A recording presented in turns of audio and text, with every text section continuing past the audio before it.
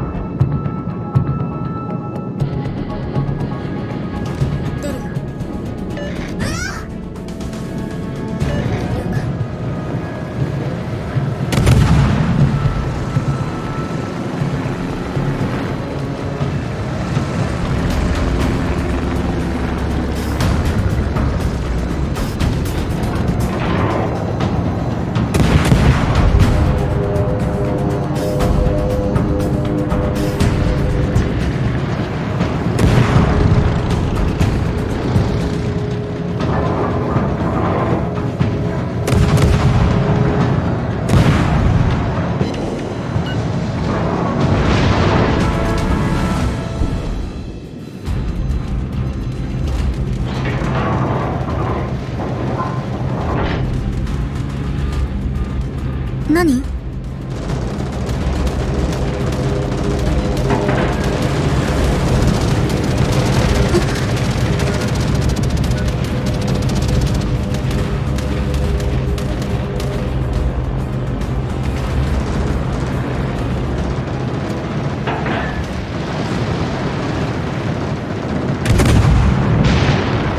私は任務中に眠くならない。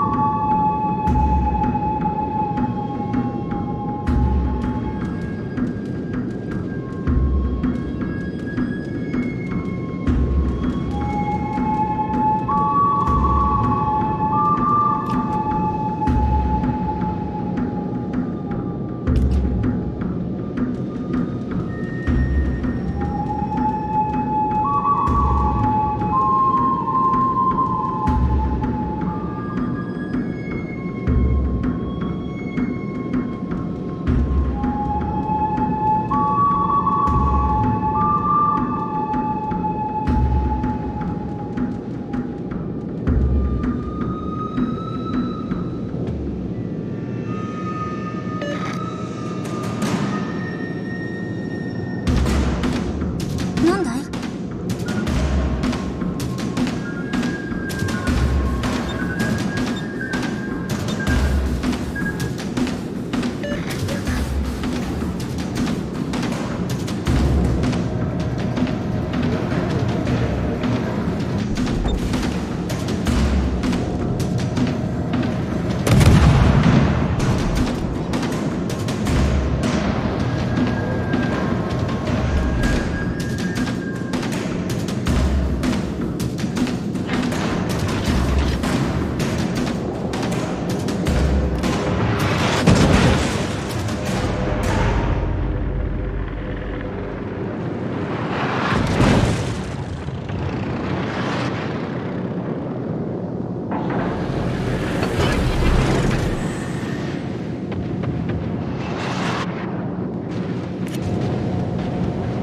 何？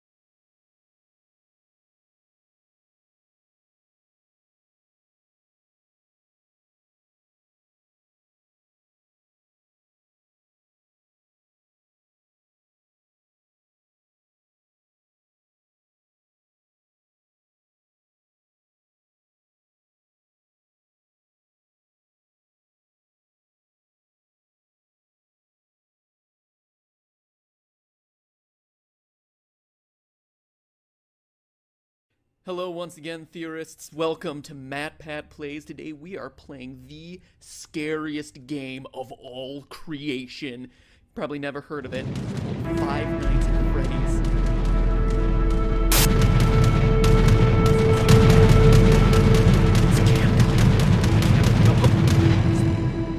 Was that a bunny? Was that a bunny? I think it was a bunny.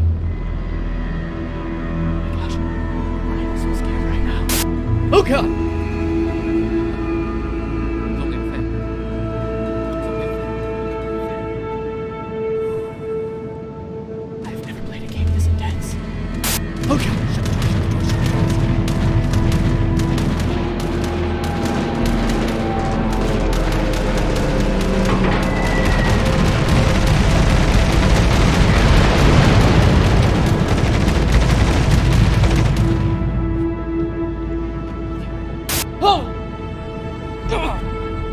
Just the fan. Just the fan. I don't know about you, but every time the camera makes the sound come on my hands.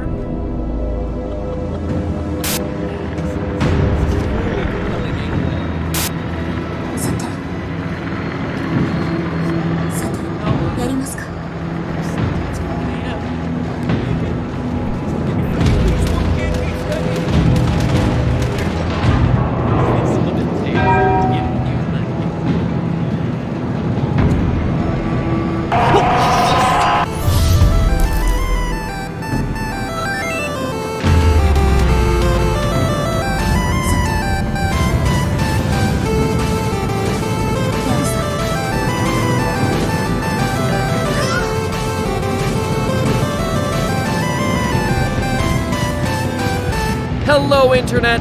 Welcome to Game Theory, where fear is our middle name. Matthew Fear Patrick. It's a very strange name. Okay, I'll admit it, I didn't give Five Nights at Freddy's enough credit when it first came out. A few jump scares from creatures that, aren't that scary. People overreacting to it on YouTube. Nah, pass. But then, when I asked you about it, you showed overwhelming support for an episode on the game on Twitter, so I began to dig a little deeper. And what I found was some of the most interesting storytelling, most intriguing mysteries, and most disturbing events I'd read about in a long time. Now, if you were just to play the game straight through 5 days, the story would actually come across as pretty superficial. You're the new night guard watching the security cameras at a Chuck E. Cheese-style restaurant called Freddy Fazbear's Pizza. 4 animatronics roam the halls at night because the owners don't want their servos to lock up. Bad news is, you can't let them near you, or else they'll kill you on the spot because you look like a naked endoskeleton. Ow, ow! Show them those circuits! Apparently, one of them bit someone back in 87, presumably 1987. When the past guard leaves you recorded phone messages to act as your tutorial, that is, as much as he could record before he got himself killed. And that's it! Stay 5 nights, collect your paycheck, done, game over, play something new. But playing it that way is doing you a huge disservice, because that's not even scratching the surface. Observant, you start to unravel the layers of unsolved mysteries around this place. You find that there's a 5th animatronic, that posters on the wall will change randomly, that news clippings appear and disappear telling the dark secrets of this twisted place. Putting it all together, here's the rest of the story. Freddy Fazbear's Pizza, once a popular restaurant, fell into hard times when 5 children went missing there after being lured to a back room by a man dressed in a character costume. Though a suspect was caught and convicted, the bodies of the children were never recovered. The pizzeria was also threatened to shut down due to sanitation complaints, as foul odors started to come from the animatronics, blood and mucus oozing from their eyes and mouths. The last article, written years after the incident, states that the pizzeria would finally be closed by year end. In addition to the core 4 robots, Chica, Bonnie, Freddy, and Foxy, there's also a 5th, unofficially referred to as Golden Freddy. Ignoring the rules of physics, Golden Freddy appears and disappears at will, can inexplicably travel indoors, wherever, causing strange hallucinations. And when he attacks you, you're not taken to the typical game over screen, your game crashes. So that's unsettling. And there's also strange messages appearing on the walls, repeating the words, "It's me." According to the game's creator, the place is indeed haunted by what we can only assume to be the spirits of the 5 lost children. So that's the gist of it. Murder, missing children, foul odors, killer robots, and pizza. But that story leaves a lot of lingering questions. Who is your character? How's he fit in? Why does he stay for 5 nights when he's very clearly confronting the possibility of death? What more can we know about this terrifying Golden Freddy? And most importantly, what is the complete story behind 5 Nights at Freddy's? They're all good questions about a delightfully incomplete and mysterious story with just enough threads to keep you theorizing. So now, if you'll indulge me, let me reciprocate that story with one of my own.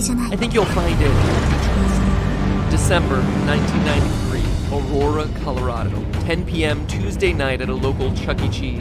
After a family birthday party runs long, manager Margaret Kohlberg and teenage employees Sylvia Crowell, Ben Grant, Colleen O'Connor, and Bobby Stevens are forced to stay late to close up shop. But as Margaret tallies receipts in the back, Bobby scrubs down the kitchen, and the other 3 work outside in the main arcade. Unknown to any of the 5, there's actually a 6th person locked in the building with them, waiting silently in the darkened restrooms. A 19-year-old named Nathan Dunlap. Earlier that year, Nathan had begun working there as a cook, dough master, before getting fired in July after a disagreement over his hours. Now, 5 months later, he was back. At 10:05, he left the bathroom, pulled out a small caliber handgun, and proceeded to execute everyone in the building. First Sylvia, then Ben, then Colleen. Dunlap then moved to the kitchen, where he surprised Bobby Stevens. The bullet entered Bobby's jaw, sending him sprawling onto the ground. Then finally, Nathan moved to the back, the office, where Margaret opened the safe before Nathan shot her twice, proceeded to grab her bag, filling it with $1,600 in cash, arcade tokens, and keychains. Spurred on by the building security footage, police were at his home a few hours later. He was promptly arrested. Eventually, he was tried and sentenced to death, but his story re-entered the news just recently as his punishment has been postponed, leading people to debate whether he's able to sleep sound or that his execution has been delayed. This is a tragic story, a disgusting waste of human life, and one that I won't joke about or make fun of in any way, but I want to address it because I have a strong suspicion that this story is the one that inspired 5 Nights at Freddy's. Let's look at the facts. First, I don't think that there's any doubt that Freddy's is a parody of Chuck E. Cheese. From the singing animatronics to the alliterative naming of the characters, the parallels are just obvious, so the setting is certainly the same. Next, we're the time is certainly kept vague, but there are clues that we can put together. For one, the Chuck E. Cheese franchise had a tremendous period of growth and success in the late 80s and early 90s, but started to decline along the same time as arcades, with at-home video game consoles taking center stage. So that's one clue, but we can get even more detailed, specifically with your character's paycheck. Each night you're working a 6-hour shift, and you're spending 5 nights there. So that's 30 hours of total work time for $120. In total, $4 an hour. How could they do that? That's below minimum wage for 2014. But in 1990, minimum wage was $3.80. In 1991, it was raised to $4.25. And by 1996, you were looking at about $5 an hour. So the game seems to take place between 1991 and 1996. The Nathan Dunlap story took place in 1993. So let's move on to the most important comparison, the victims. In the game, there were 5 child victims. In the real-life story, there were also 5 victims. But we can get even more specific. Online theories about the game always tend to draw a parallel between the number of kids missing and the number of animatronics, saying that the children's lives are stuck into the various scenes. This appears to be true. Bonnie and Chica both have moans and last breath sound effects, as though someone's trying to cling to the last threads of their lives stuffed inside the puzzle. And other sounds made by the animatronics are just slowed-down versions of children's laughs and screaming. Additionally, as the news clipping mentions, receipts blood begin to sting like decaying bodies, the animated corpses.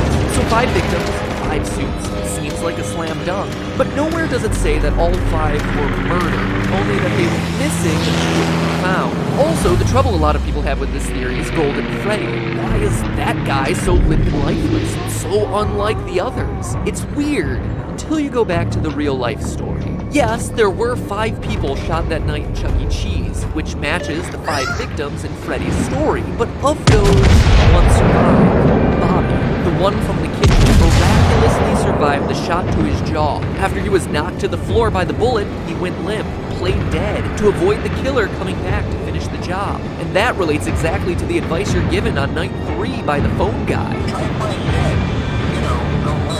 Again, let me reiterate that I'm not trying to make light of the real-life events by comparing them to bear costumes and animatronics, but I do want to point out that similarities do exist. And what else is living?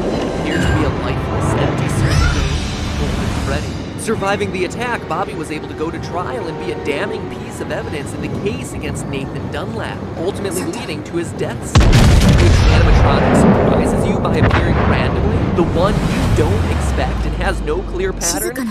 Golden Freddy. It's also worth mentioning that of all the cameras in the restaurant, one is always black, preventing you from seeing what's going on. That camera is located in the kitchen, leading many to assume it's where Golden Freddy hides, which just so happens to be the place Bobby was able to survive the attack. So I ask, odd coincidence or source of inspiration? In fact, if you think about it, the behavior of the animatronics really corresponds with key features of each of the real-life story's victims. We just covered Golden Freddy and Bobby, but the rest have strange parallels too. Bonnie goes into the utility closet filled with floor cleaning supplies, the most prominent one being a mop and a broom. It's probably one of the most random rooms until you consider that Ben, the second victim, was vacuuming at the time of the attack. Foxy is kept sequestered in the back of the building, behind a curtain, more aggressive than all the rest. Similar to the way Margaret, the manager, was in the back office counting receipts at the time of the murder, and her role as manager would apparently make her more aggressive or assertive. Sylvia was closest to the bathroom and was cleaning up the salad bar at the time of the attack. Chica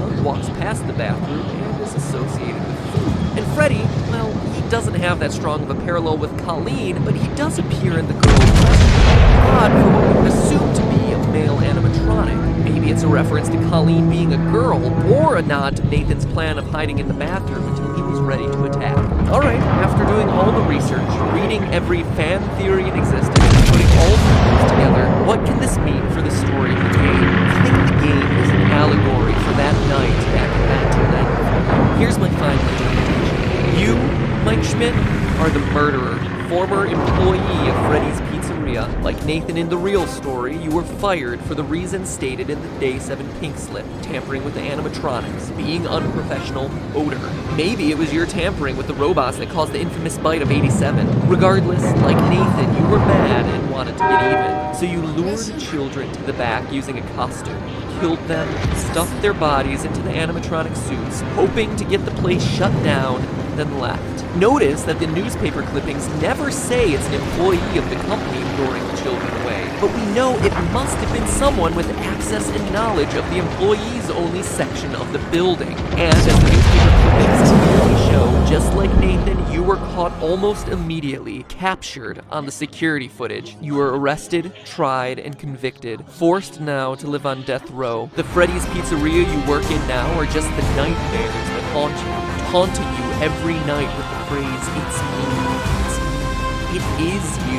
You are the killer. The nightmare is also why everything is so surreal. Posters switching at random, heads on the animatronics glitching, Golden Freddy appearing and disappearing at will, taunting you as the one that got away. It's also why you're only at the pizzeria from midnight to 6 a.m. every night. It's a nightmare. It's in your sleep. It's a place you created, a restaurant long closed as evidenced by the spider webs, and overrun with angry spirits out for revenge on you, and you alone as the one who took their lives, as evidenced by them completely ignoring the naked endoskeleton elsewhere in the building. It's also a place you can't escape from, why you find yourself back there night after night, even after you complete your 5 nights. See you back next week, the ending text goes. You're unable to leave this terror, the threat of death, the guilt, because because it never ends. And in a delightfully ironic twist, your personal hell forces you to supervise the exact same security footage that led to your capture in the first place. But hey, that's just a theory. A game theory. Sweet dreams.